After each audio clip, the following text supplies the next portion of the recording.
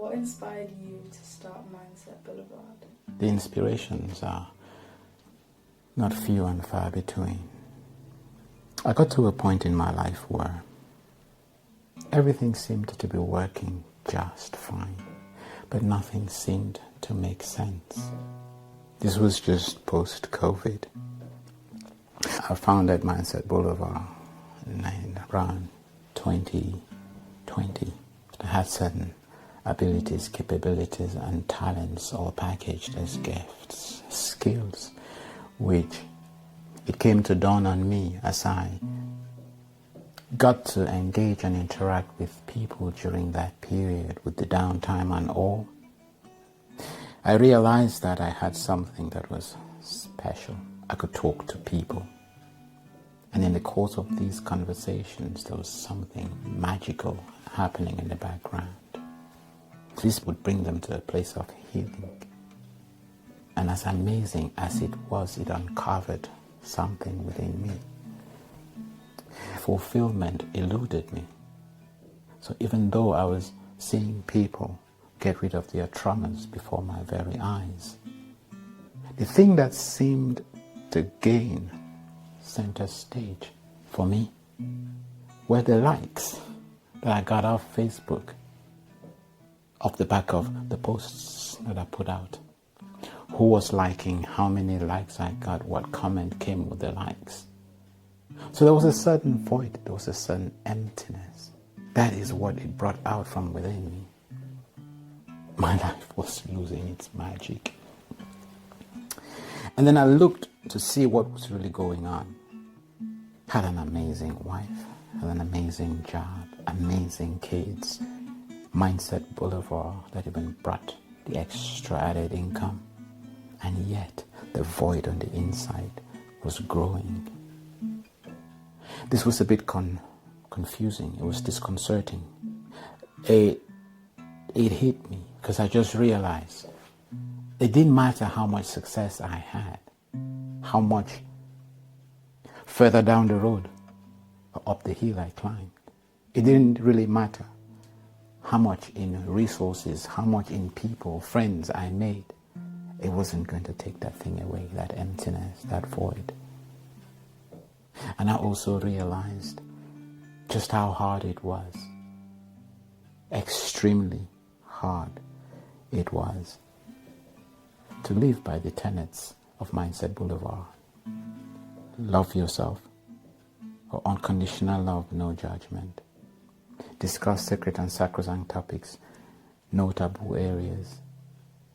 Push for mutual growth, hold accountable, and be responsible for actions that we took. And so, having started on this path, I had to decide if it was going to be a way of life or just a hobby, something that I did on the side. It quickly dawned on me that I could not be playing with people's souls on a whim. I couldn't call that a hobby. It's at that point that I decided it was going to take a life of its own. And so I crowned the business, founded it, and started working in that space. And we're where we are today. What advice would you give to someone starting their own business? I would say a true business mirrors purpose. It's not something that you do to earn a living. It is an engagement that you get to be passionate about. Something that defines you. Something you would happily do for free. And before you get into a business, be sure that the service that you're providing is near and dear to your heart. Because when push comes to shove and rubber meets the road, the quitters will be those who did not believe in what it is that they were doing. The quitters will be those who were following in other people's footsteps, hoping to be copycats. So my advice to anyone starting a business is look for something you are deeply passionate about, especially if it's a business you're going to run.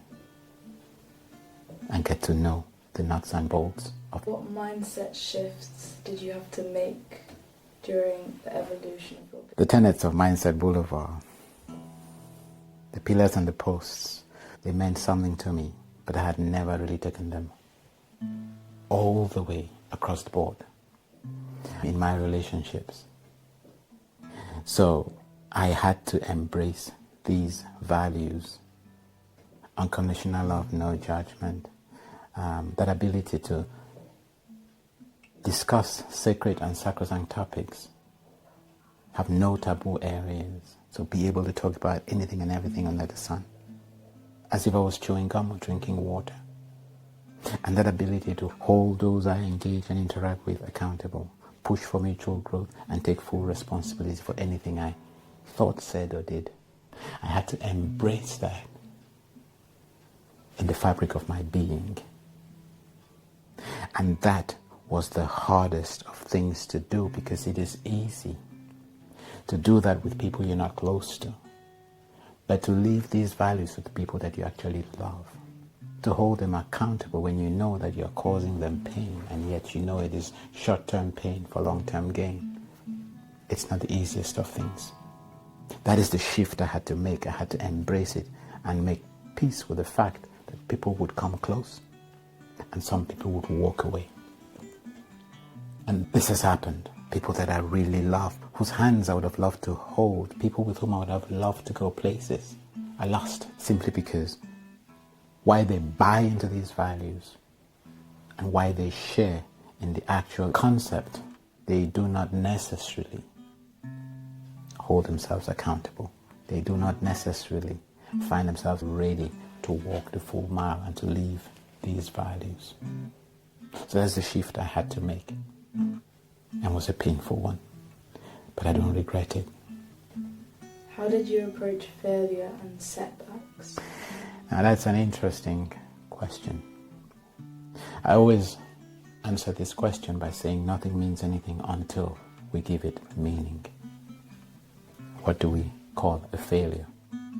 I had to redefine these terms. Let's start with a failure.